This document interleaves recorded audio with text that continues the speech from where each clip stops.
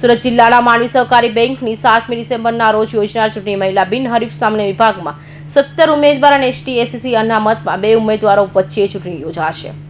માંડવી નાગરિક સહકારી બેંકની ચાલી રહેલી ચૂંટણી પ્રક્રિયામાં ફોર્મ ખેંચવાના અંતિમ દિવસે સામાન્ય બેઠક પર 17 ઉમેદવારો યથાવત રહેતા તથા એસટી એસસી વિભાગમાં 2 ઉમેદવારો રહેતા મતદાન પ્રક્રિયા નિશ્ચિત બની છે। માંડવી નાગરિક સહકારી બેંકમાં ઉમેદવારી પત્રો ભર્યા બાદ નગર અગ્રણીઓ દ્વારા સમાધાનની ફોર્મ્યુલા આલાવી એકની ચૂંટણી બિનહરીફ પ્રયત્ન કર્યા હતા, પરંતુ તેમાં નિષ્ફળતા મળતા આખરે તારીખ 25 નવેમ્બરના રોજ ફોર્મ ખેંચવાની તારીખ સામાન્ય વિભાગની બરાબર બેઠકો 17 ઉમેદવારો રહેતા ચૂંટણી નિશ્ચિત બની છે।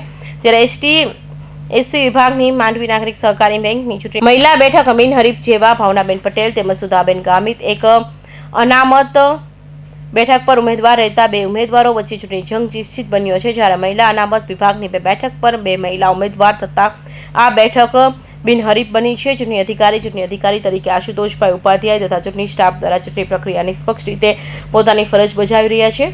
અમીરસિંહ ચૌહાણ, માંડવી।